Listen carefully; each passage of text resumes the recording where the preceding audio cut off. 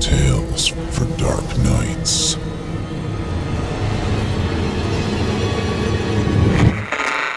Want to make sure you never miss a Chilling Tales for Dark Nights video again? Be sure to subscribe and hit that bell to turn on notifications. Chilling tales for dark nights.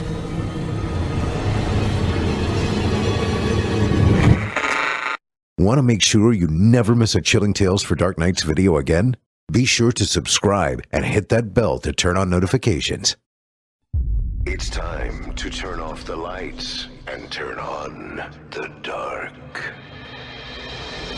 Chilling tales for dark nights.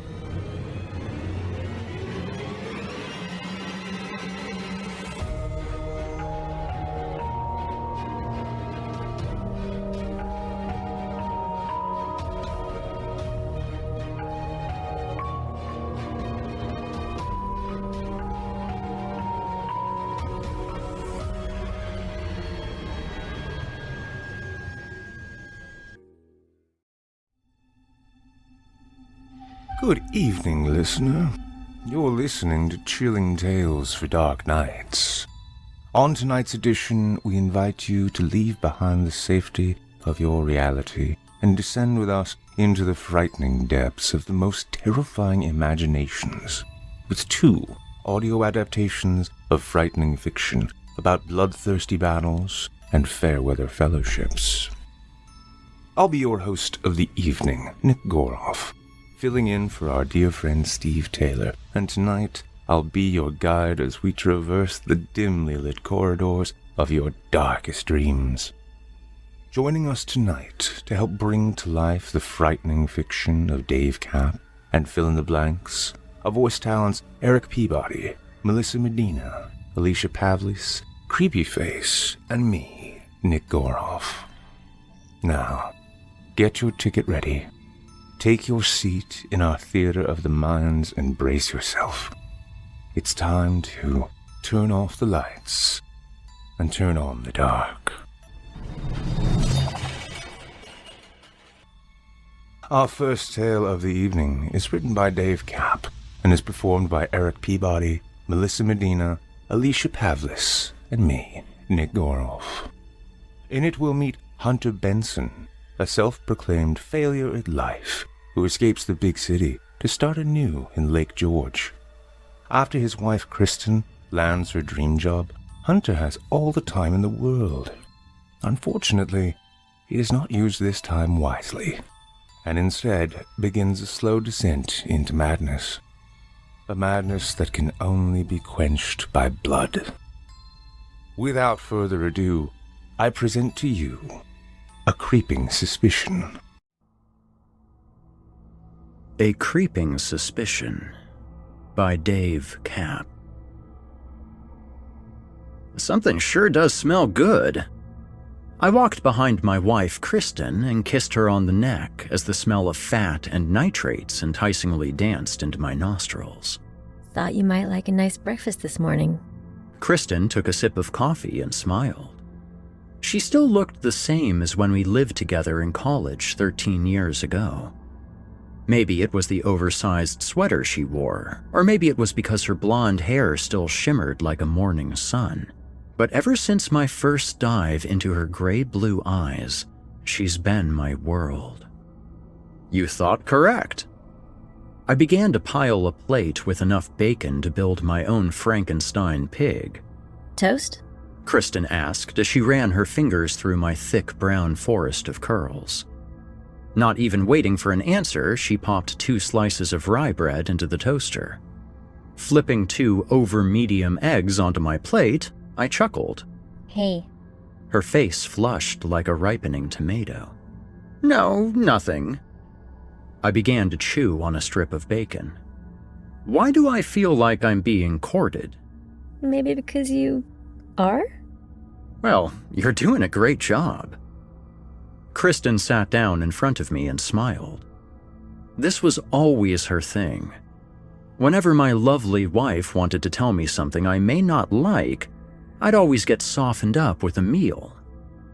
Judging by the amount of bacon she had fried up, It was easy to see that she was going to drop a bomb.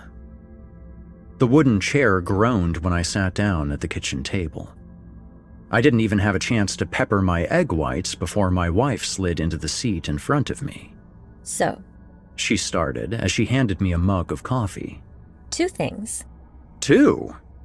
You better whip up some pancakes then, and get the good syrup, not the high fructose corn garbage, I joked. I'm going to accept the offer. Kristen squeaked out before she hid behind her coffee mug. Oh. And She stammered as if she didn't want to finish the sentence. And what? I'm starting tomorrow. I opened my mouth to speak, but no words came out. It felt as though my tongue had doubled in size. Oh, could I think, though? Closing my eyes tight, a young man in a slim-fitting navy suit stood before me. He was muscular, with dark eyes, chestnut-brown hair, and a jawline to sharpen a razor. "Hello, sir." He stuck out a hand. Then I opened my eyes and remembered that the young man didn't exist anymore. That young man had died long ago. That young man had promised his wife the world, but only delivered a gas station convenience store snow globe. "That's so exciting," I was finally able to say. Kristen gave me a sort of half smile. Well, don't get too excited. Wouldn't want to have the neighbors call the police.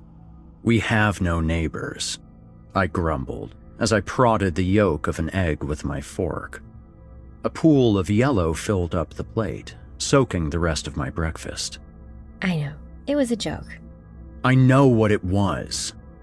At first, Kristen rolled her eyes, but then they narrowed upon me. Well, don't you think you could be, She stood.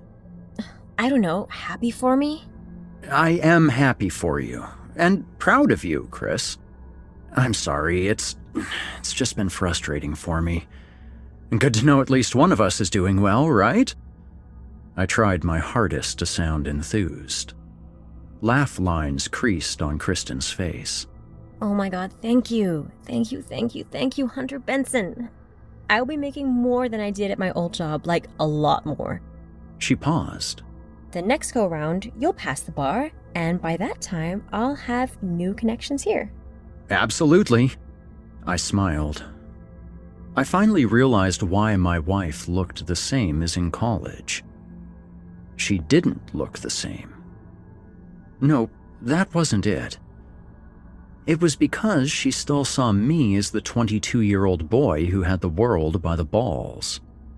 You know, you're right, Chris. We'll be the super couple of law. They'll make a reality show about us. That's what I'm saying, babe. She poured herself another cup of coffee. Kind of want to celebrate. I'm going to pour some Irish cream in here. I know what you're asking yourself. How did this asshole wind up with her? If you were to look up the definition of perfect partner in the dictionary, you'd see a picture of my wife. Anyone would do anything to be with her. And trust me, after being together almost 15 years, I've seen a whole lot of things. After graduating from law school, Kristen and I moved to the big city. My beautiful wife had a job as a junior attorney all lined up for herself in Manhattan. On the other hand, I couldn't even pass the bar exam. Finally, I conceded that city life wasn't for me. It was for Kristen, though. She loved the city that never slept. She's one of those girls that likes shopping on Christmas Eve.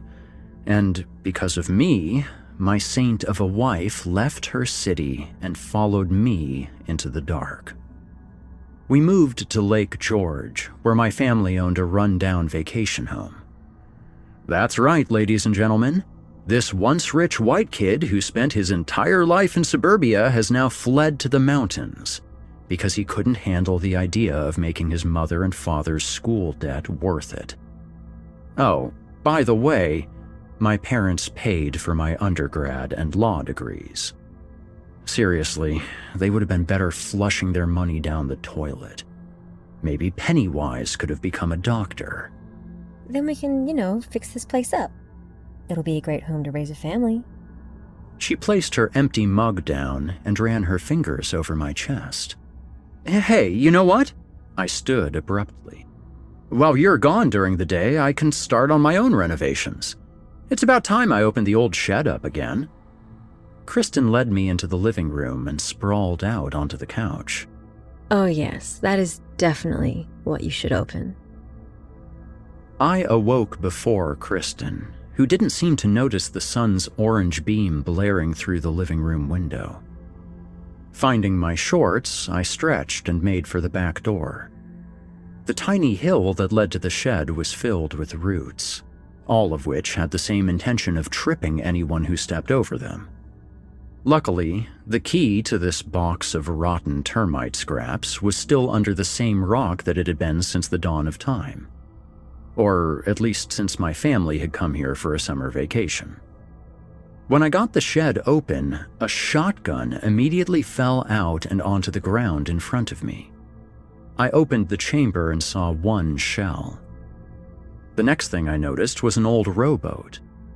Pulling it out into the open air, I could almost hear laughter as if a lifetime of happy memories were preserved in the boat's wood. After finding an old fishing rod and digging out enough earthworms to fill half a coffee tin, I brought the boat into the lake. I figured I could come back with a couple of fish to fry up, and have another round in the ring with Kristen afterward. I was out on the water for 5 hours. The sky had turned from a hazy orange to a deep bruise purple, and I didn't catch a single fish. Rocking back and forth on the water didn't come close to creating a sense of comfort. No, it boiled a pot of anger. Past the bar, Kristen had no idea that ship had sailed away, like my family after giving me the parting gift of this lake house. Of course I couldn't pass the bar. It was something I had to do on my own. Mommy and Daddy couldn't get me out of this one. What an utter failure I had become. This is the man that the perfect partner is stuck with. Maybe she isn't so perfect after all. I screamed until my throat felt like it was wrapped in sandpaper. And after it grew hoarse, I screamed some more. You would think that watching the sunset would have helped me cool down. Nope. I hated sunsets. I know. What kind of crazy nutjob says he hates sunsets? Well, to most, sunset is one of nature's greatest beauties. To me, it meant another wasted day. And as I thought about that day, I realized that sunrise would only be bringing another day to waste. 3 long months passed. That's 90 days. So to me, that's 90 wasted days. It didn't even seem to faze me anymore. If Kristen wasn't working late for her boss, Ronald Tersey, she was going in early. Morning quickies were replaced with patterned pecks. The conversation became passing grunts fit for a subway terminal. And meals were frozen piles of mystery meat and soggy carrots. Every day I would tell Kristen that I was studying, or maybe I would fix that leaky faucet, but it was never true. I'd take the test in the winter, fail, and be at the exact same spot I was now. Maybe you could tell me what exactly is the point of it all. My main comfort was now the rowboat. Every day I would go out onto the water, lay down with my hat over my face, and sleep the day away. Of course, I tried to be productive, but it was pointless. I had never lived for myself.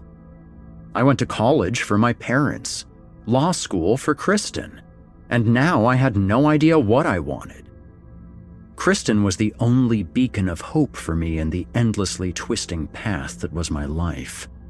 And, well, with her gone for sometimes 3/4 of any given day, I was lost. One night, a cricket song woke me from my stupor. I opened my eyes to a shimmering night. The moon seemed to be smiling down at me as it wrapped the world in a blanket of silver starlight. My watch read 11:47, and I immediately sat up. Rowing with all my might, I made it back to shore, eager to spend a little time with Kristen. She wasn't in the living room or the kitchen. Then I remembered the time and realized she must have gone to bed.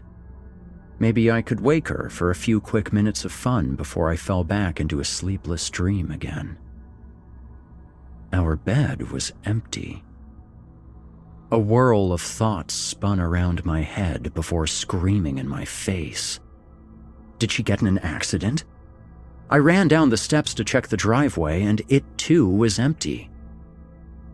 Oh no! My voice cracked. Oh no! I repeated. Trying to compose myself, I took a deep breath.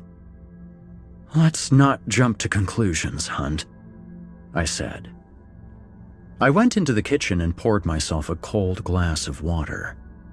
I stumbled into the living room and fell onto the couch, spilling water all over my chest. I took another deep breath and noticed the blinking red light on our answering machine. I was afraid to press play. Can you believe that? My wife, the love of my life, could have been hurt, or worse, and I was afraid to find out, afraid to face any sort of reality. Finally, I mustered up the courage and pressed play.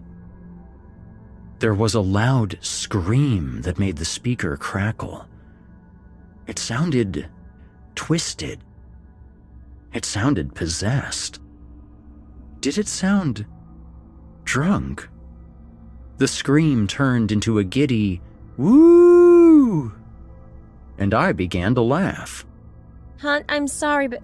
Kristen's voice was my favorite song, one that I would love to leave on repeat until the end of time. Get off! Give me that back! She said to someone. A gruff mumble answered.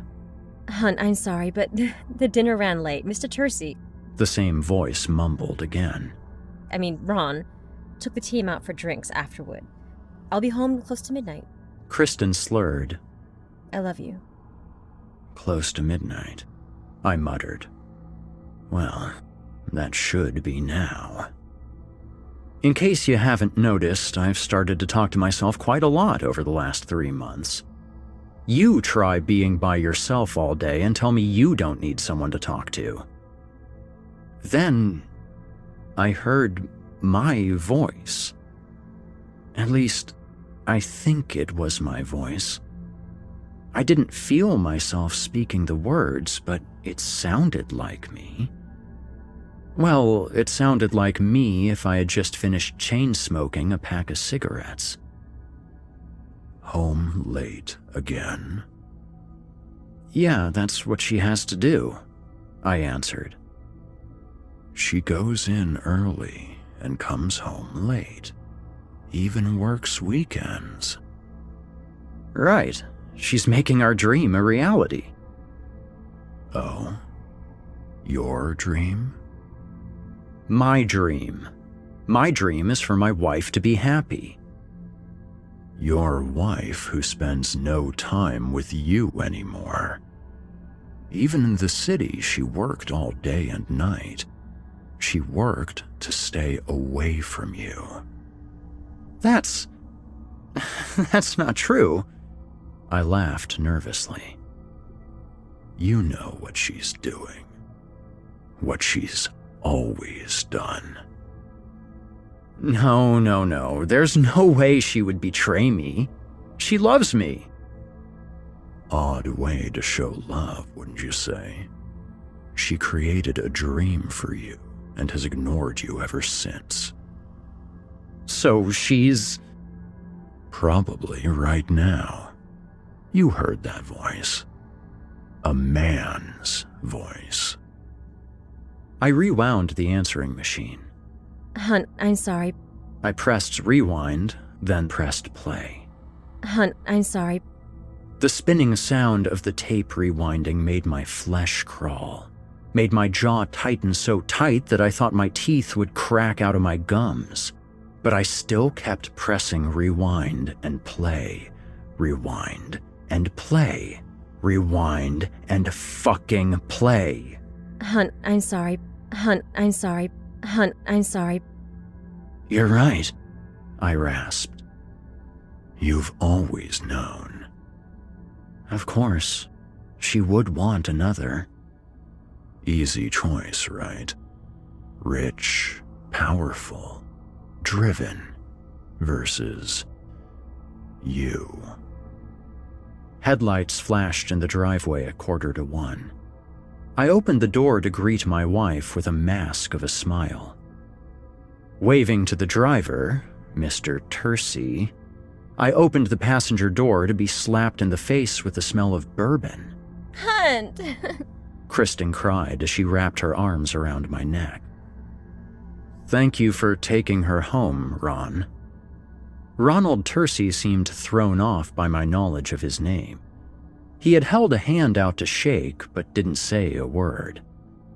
I ignored his gesture and kissed my wife. So I have a surprise. Kristen giggled. What's that? My sister is coming tomorrow. Oh, well, I'll have to clean up the guest room then. I helped Kristen get out of the car.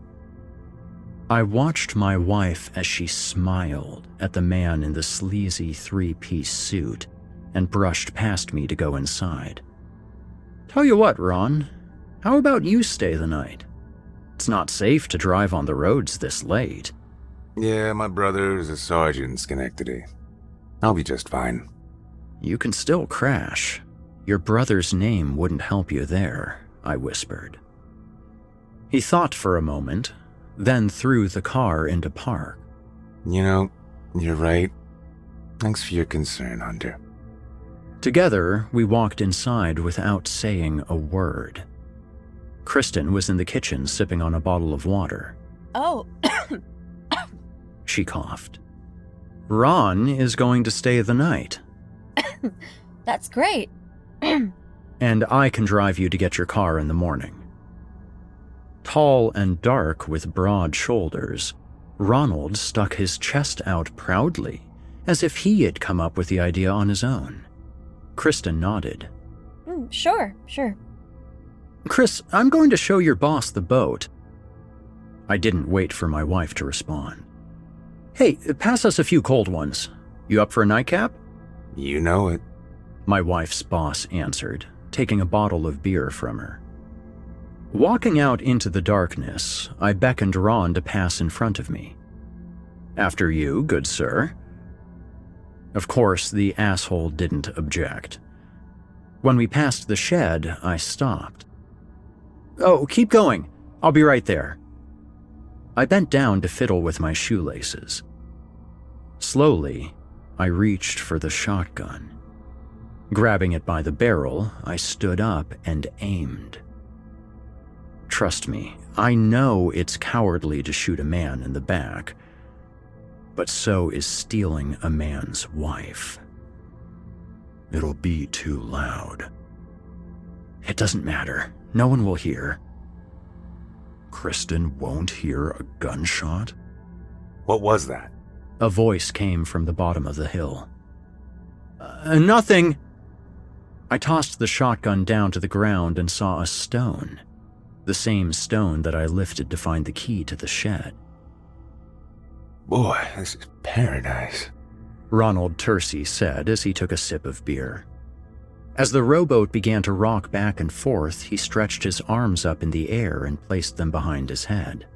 Quite the life you got here, Hunt. I'm sure you've got it good too, I mumbled. Yeah, but nothing beats this. Tiny house in the lake and a lovely wife is the recipe for happiness. I furrowed my brow.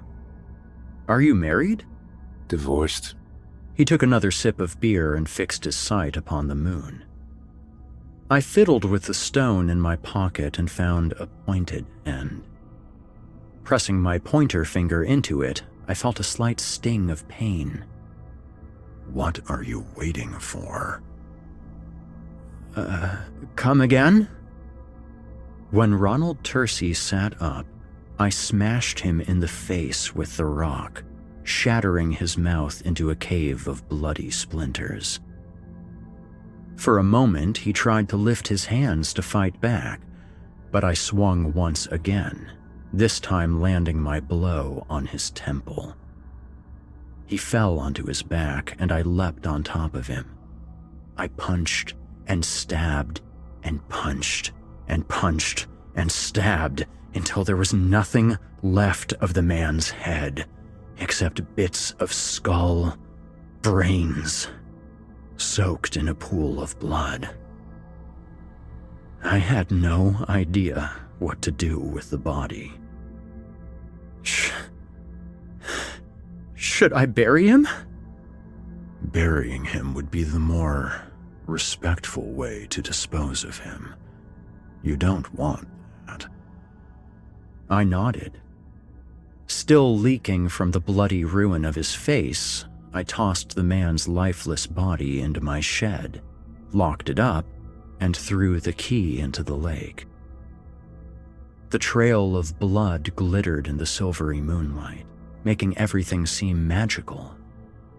Everything just felt so right. Still painted in blood, I crept up the stairs to my bedroom. Kristen was asleep and was wearing the most beautiful smile. That's a smile that knows a secret. I know. I grabbed my pillow and pressed it over her face. This time, I was in control of her life.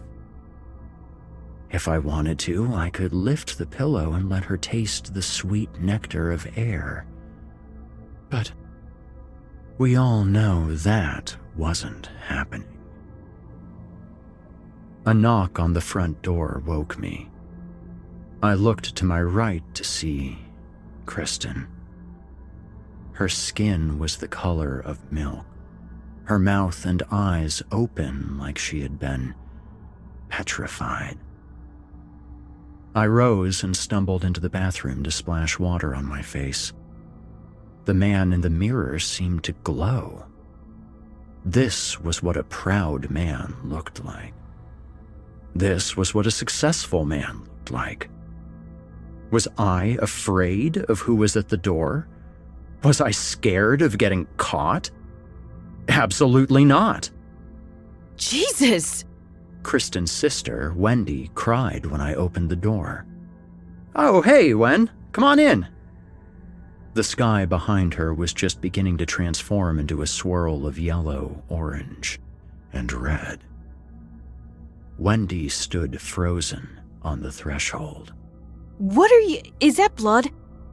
I looked down and noticed that my body was covered in crusty brown patches of victim number 1's blood. There were probably some brains mixed in there too. Yup, I answered. Went hunting. Let's just say I shouldn't quit my day job and become a butcher. I'll say. Try a supermarket next time, Rambo. Wendy smirked. Here. She handed me a stack of mail that had been ignored for well over a month. Kristen here? I didn't see her car. No, she'll be back soon. Come on in, let me get you a drink. Wendy slipped past me and into the kitchen. I thumbed through credit card offers and fast food menus until I came upon an envelope addressed to Kristen Benson from Ronald Tersey. Ripping it open, 2 tickets fell onto the floor. I tore the rest of the envelope apart and found a note. Kristen, I wanted to give you and your husband a gift to show my appreciation. You always talk about how life was in the big city, so I figured you two could take a few days soaking in the lights of the city that never sleeps. Enclosed are 2 tickets to The Lion King. Please enjoy, and make sure to come to me for a credit card. I do not want you or Hunter spending a dime in the Big Apple." My chest tightened as I picked up the 2 Broadway tickets. See, here is where I should have realized the monster I had become. It would have been appropriate for me to drop to my knees and sob at the mistake I made. Who knows? Maybe even go outside and wrap my lips around the barrel of Daddy's shotgun. "Hey, Wen," I said, stepping into the kitchen. Wendy took a swig of beer. Hey, Hunt. "Let's go out back. The sun's about to set."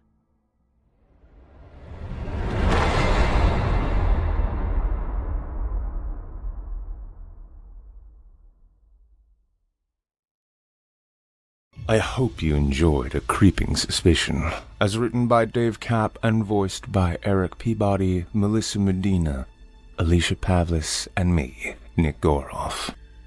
If you enjoyed Mr. Peabody's performance, you can hear more of him on the Chilling Tales YouTube channel, where he holds the second-place championship title for 2019's Evil Idol competition, as well as recently becoming the new host of Horror Hill.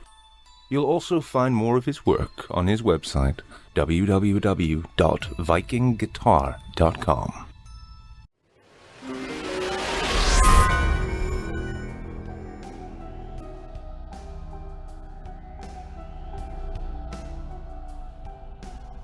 This episode of Chilling Tales for Dark Nights is brought to you by Best Fiends.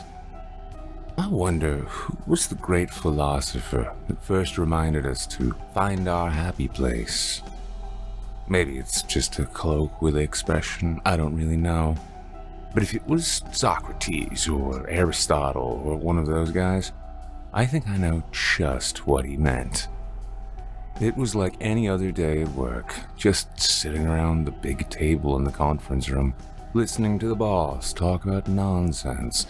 Sales, numbers, expectations. You get the idea. In any case, it was time to heed the words of our great philosophers and go straight to my happy place. So I excused myself to the bathroom, locked myself in my favorite stall, pulled out my phone, and punched into my real job. Let the suits out there worry about the numbers. The only number I care about is my level in Best Fiends. And I assure you, that number is going up, up, up. You've heard of Best Fiends, haven't you?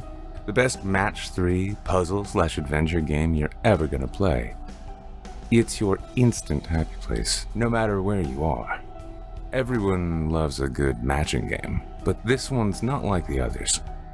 Best Fiends combines the best elements of matching, adventure, and even role-playing games to give you a genuine dopamine-dripping experience that you'll happily shirk your duties for. You and your army of fiends are on a mission to blow the baddies off of Mount Boom. The fiends, the good guys, begin the game as cute little creatures, but by matching objects on your game board, they grow, evolve, and blast the bad guys, the slugs, into the stratosphere. Match enough objects at once, and you'll unleash Slugmageddon. And careful, if you're hiding in the bathroom when that happens, you're liable to make some noise. As the puzzles get more and more challenging, you'll power up your fiends and evolve them into new forms. You'll meet dozens of new fiends along the way, and choose your favorite lineup for battle. You don't need to be a hardcore gamer to play Best Fiends, by the way. It's fun for everyone around the conference table. Before you know it, your office meetings will be about what level you're on. You want to talk numbers? Productivity? Try this one on for size. I'm level 200. Sure, there are thousands of levels, but business is booming in my happy place. Plus, there are brand new events and challenges that pop up year-round where I can earn exclusive in-game items, characters, and rewards. And with no Wi-Fi required to play, I can work anywhere. So hey, it's been real, folks, but I've got a job to do. If you need me, I'll be in the bathroom. So download your new favorite getaway, Best Fiends, for free today on the App Store or Google Play. You'll even get $5 worth of in-game rewards when you reach level 5. That's friends without the R. Best Fiends. Thank you for your support and for supporting our valuable sponsors.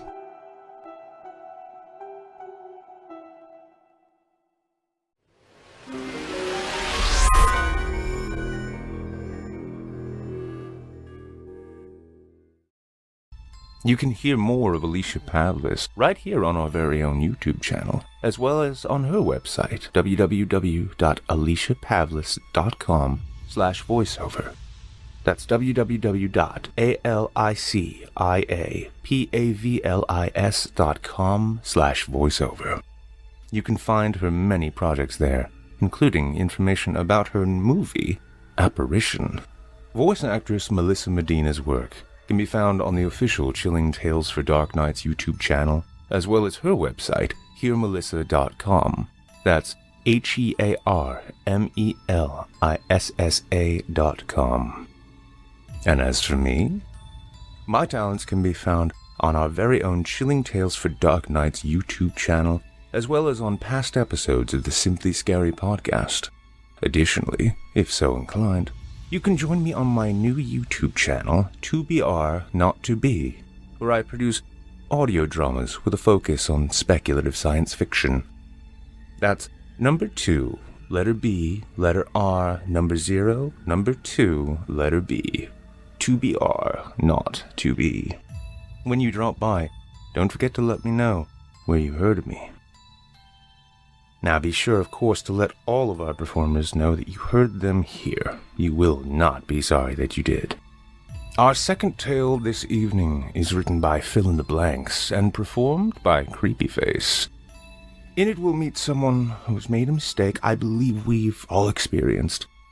Not every watching eye is a helpful one, and not every open ear is a friend.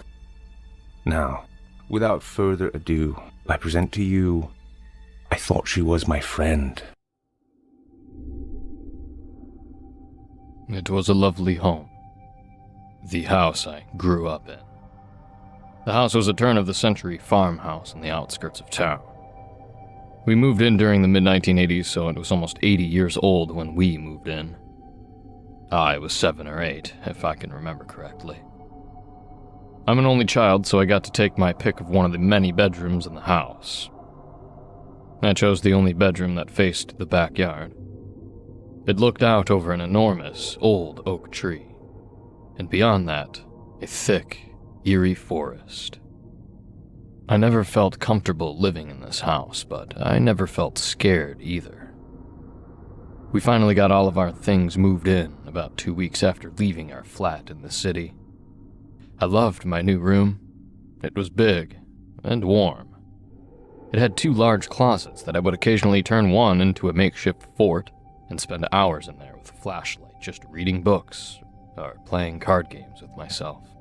I had no siblings, and I got rather lonely out there on many days. My parents would leave me alone on many weekends, and I'd have to fend for myself. I became a wizard at nuking television dinners. I must admit, I think that's where my chubbiness stems from. This was back in the 1980s, and leaving kids alone wasn't frowned upon like it is today. They were both ridiculously well-known writers and spent their weekends at lavish parties or book signings or just taking a holiday. Without me, of course. It was late November, and my parents were gone for the weekend once again. This was the 3rd weekend in a row which they had taken off. I wasn't worried, though. They'd be back Sunday night and be ready to get me off to school Monday morning. This is when I was introduced to Rebecca.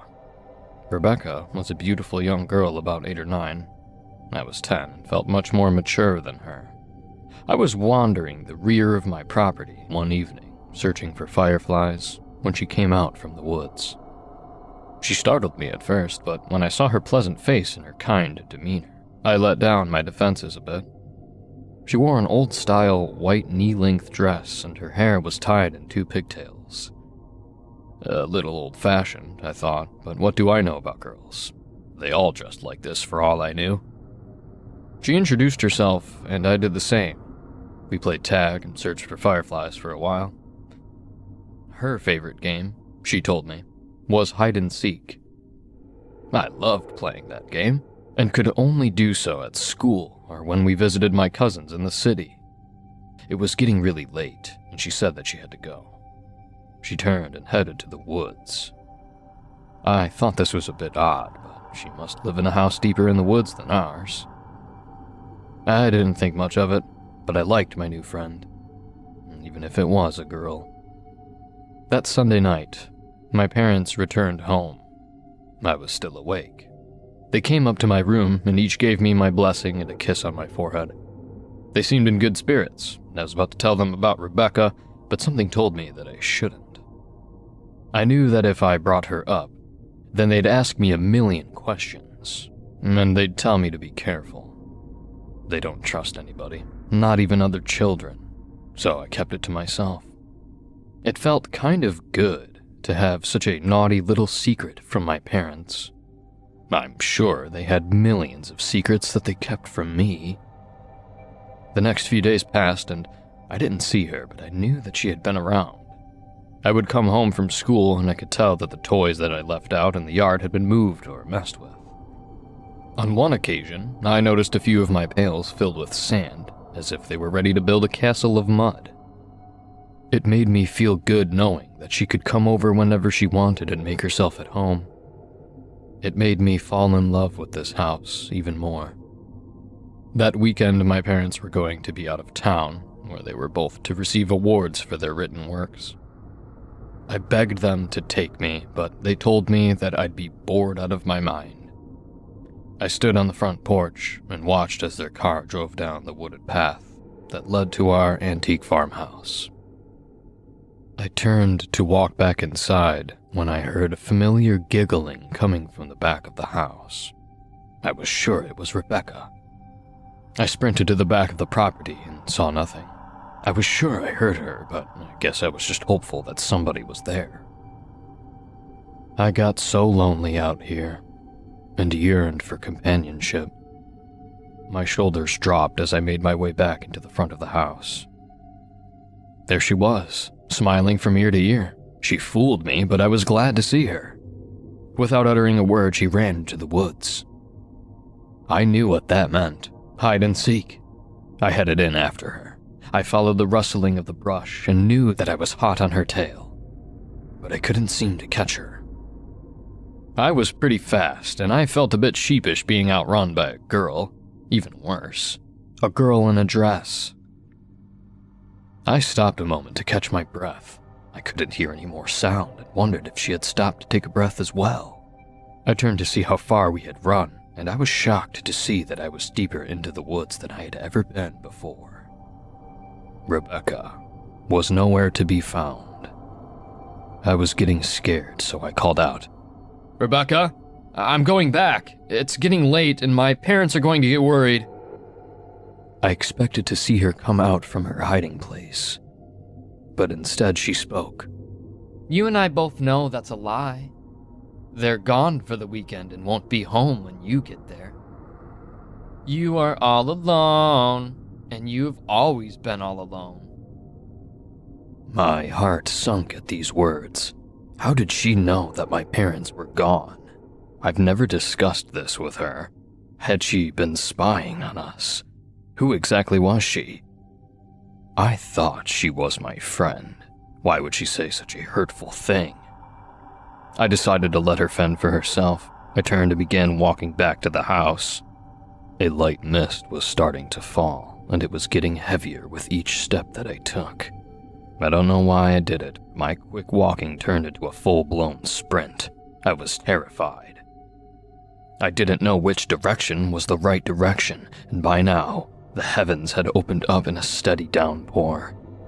I could have brought a bar of soap out there with me.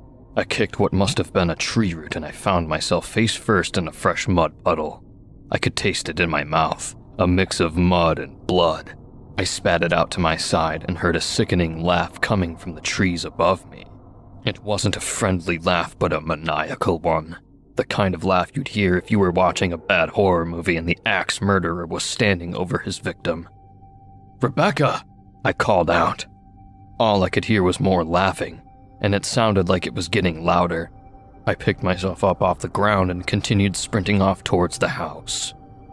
I found the clearing that opened up to our backyard, and could see the familiar facade of the house. Out on the corner of my eye, I could see a figure standing on the edge of the trees, wearing a white dress. I didn't even bother to look over. I just continued running until I got to the door that led into the kitchen. I slammed it behind me and proceeded to throw off my muddy clothes. I must have skipped half the steps heading up to the second-story bathroom. I turned on the bath and just sat in the murky, browning water for what must have been an hour. I could hear a faint knocking coming from outside the hallway. It continued to grow louder until I finally shouted for it to leave me alone.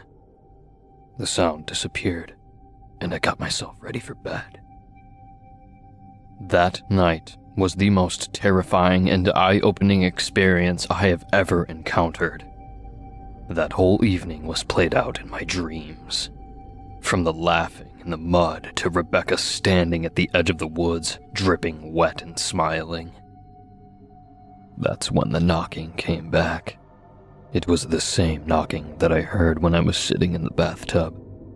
It was growing louder and louder, just like it did earlier. So I yelled at it to stop, and it did. "Come and find me," came a soft, innocent voice. "You never finished the game." Scared the hell out of me. I locked any bedroom door and stayed up with my bedside lamp on all night.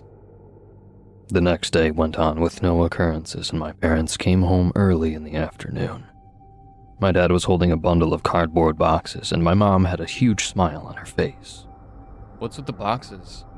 Your dad sold his novel and we're moving back to the beach," my mom exclaimed. We began loading boxes with dishes and photos and anything else that wasn't bolted down. My parents were so excited. It was nice to see. I was just happy to be getting out of that damned old house and that little demon Rebecca out of my hair. They told me that I was to miss school this week so we could get ready for the move. I was thrilled. We must have filled 20 boxes that afternoon. We hadn't even made a dent in our belongings. My mom and dad left to go get more packing supplies. They hadn't realized how many possessions they had accumulated in the past few months of living in that house. I made my way up to my room and was going to start packing my things when there came a knock on the front door. Thinking it was Dad forgetting his wallet or something, I opened the door with no worries. It was Rebecca. "What's going on?" she asked. "We're moving." "Where to?" she kept on. "We're moving to the coast. Not that it's any business of yours," I shot back. "All right, calm down," she responded, sounding a little shocked. "If you don't mind, I need to get back to packing," I said, very matter of fact. "You never finished the game," was her response. "You left me out there in the dark," I began. "You know these woods better than I do. You left me out there with no light and in the rain. Oh, and I just found you, so game over." That's fair. You found me. I guess we'll just have to start another game before you go." "Whatever," I replied. "Why don't we start a new game this Friday? This time, I'll hide." "Great," she began. "Friday it is. See you then," she announced and headed out into the woods. I was so glad that I got rid of her. Yet, I was a little surprised that she would be so easy to get rid of. No matter. I continued back upstairs and began to pack my treasures. I had already forgotten the conversation that Rebecca and I just shared. As Friday arrived, my folks and I started loading the moving truck with our boxes. The furniture had already been taken by the movers the day prior. We rented a truck so we could take the smaller things. My parents were out in the truck arguing about the best way to arrange the boxes so everything could fit. They had been out there all morning debating on the best placement for the cartons. something drew my attention to my bedroom window. There she was. I opened up my window, and she called up to me. It's your turn to hide. I knew this was my chance to get rid of her. Give me 10 minutes, I started. I'm going to hide in the woods. She nodded her head and went off to begin counting. Come on, buddy, came my dad's voice from downstairs. We've got the truck loaded. We just need the most important thing. You. I grabbed my ball cap and ran towards the front door. I jumped into the moving van and my dad gave me a slap on my knee. Ready to go, big guy? I am so ready. You're going to love living on the beach, he assured me. I didn't care where we were going, just as long as it was far away from here. He started the engine and put the truck into drive. With that, we were off to start our new life on the coast. I looked in the giant rear view mirror and noticed a figure in a white dress standing on what was once our porch. She had an angry expression on her face as we drove off. I rolled down the window to get a better look, but when I stuck my head out the window, she was gone. Years went by, and my dad was right. I did love growing up on the beach. I took surfing lessons and jogged the beach when I was a teenager. I went to a really good private school and got an awesome education. I'm in my 50s now and have my own life. About a month ago, I lost my dad. He joined Mom in heaven. She passed about 3 years before Dad, and I miss them both terribly. I married a beautiful woman, Patricia, and we had 3 stunning daughters. My wife toyed with the idea of naming the youngest Rebecca, but I made up a lie about having an ex with that name, and she never brought it up again. We named her Miriam, after my grandmother. I became, you guessed it, a writer. But I don't weave the wonderful tales my parents used to. I write books on plants, something safe, and something that will always keep me employed. I've worked for magazines and many textbook companies. It's quite boring, but it pays the bills. On a whim, I decided to take the girls for a drive upstate to the mountains. I knew those roads from my days living at that old farmhouse. As we approached the bend in the road that led to my former residence, I noticed a sign at the entrance to the wooded path. As we got closer, I could make out the text. It was a for sale sign. Another sign hung from the bottom of the larger realtor sign. It had bright red letters that read bank owned, which meant the previous owners picked up and left without paying the mortgage or finalizing any prior responsibilities with the place. What do you say we take a look at this place? I asked the girls. Each one of them had an excited look on their face. They loved adventures. The road was even more overgrown than I had remembered. The girls began to plead for me to turn around and get back on the highway. Out of nowhere, the trees lit up and there it was, sitting in the middle of a large clearing, just like I remembered, only it was very dilapidated. I didn't see anybody around, so I told the girls to get out so we could take a look around the property. I didn't mention to the girls that I lived here, only because I didn't want to answer a million questions right now. They did not want to get out of the car, but I urged them, and they reluctantly got out. We walked around the house, and they gave snide remarks about only toothless hillbillies or peasants could live in a place like this. I laughed while biting my tongue. I stepped up on the creaky old porch, which had faded and peeling paint on it, and just for kicks, I tried the front door. To my utter surprise, it was unlocked. I opened the door and peeked in. It smelled heavy with dust and mold. The girls were all standing by the car, complaining about moving on. I clicked the button on the key and unlocked the door for them. Just in time, too. It began to rain. I headed inside and turned on the flashlight app on my phone. I remembered this house. It looked exactly the same, except for some gaudy wallpaper a later resident had put up. The cabinets in the kitchen had not been updated, and the old wooden floors didn't look like they had been finished in years. What did I care? I wasn't going to buy this dump. I was just curious, that's all. I went upstairs to my old room and explored the spaces in which I used to set up my forts. I looked out the window that overlooked the huge oak tree, but it had been long cut down. I heard footsteps downstairs and assumed it was one of the girls. I headed out of the room and looked over the banister. Nobody was there. I made my way down the stairs and was heading out the front door when I heard footsteps coming from my old room. I thought nothing of this, since it was an old house, and headed out in the pouring rain to the car. The girls and I stopped at a nearby diner, and they feasted on burgers and fries. Their mom has them on a strict vegan diet, but when I take them out, I spoil the hell out of them. They can sure keep a secret. They asked me why we stopped at that house, and I said that I was interested in buying a house in the woods. They all gave me a disgusted look.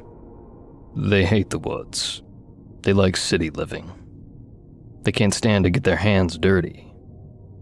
It kind of makes me sad, but that's because their mom is such a damn neat freak. They finished up their meal, and we planned out our excuse about why we were late getting home. We couldn't find a place to eat that served decent salad or pasta. We got home pretty late that night, and the girls headed immediately to their rooms. Without any prompting, they put on their pajamas, brushed their teeth, and put themselves to bed. I did the same. I lay down next to my wife, who was already sound asleep. I put my head down on the pillow. I could feel myself begin to drift off to sleep. A faint knocking got me out of my slumber. I thought maybe it was one of the girls, but they were so beat that I knew they were all out. I closed my eyes again and tried to ignore that sound. As I closed my eyes and let out my last heavy breath, I could hear breathing coming from the side of the bed in which I was lying. And then came the voice. "I found you."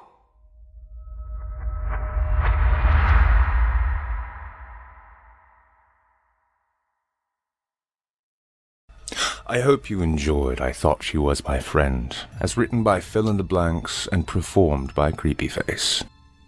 Creepyface's performances can be found right here on our very own network, as well on his YouTube channel called by the same name.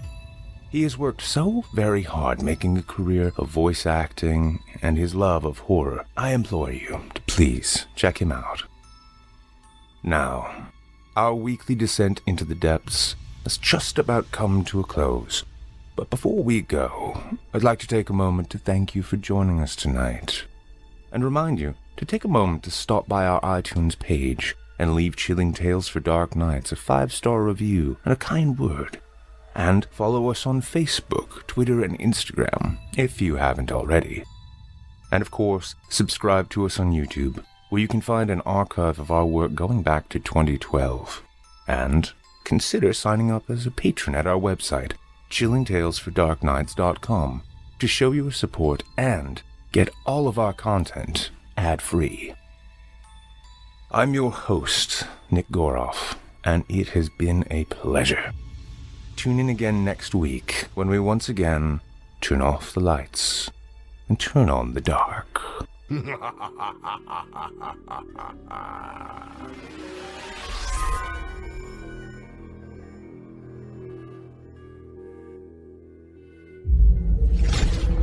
Chilling Tales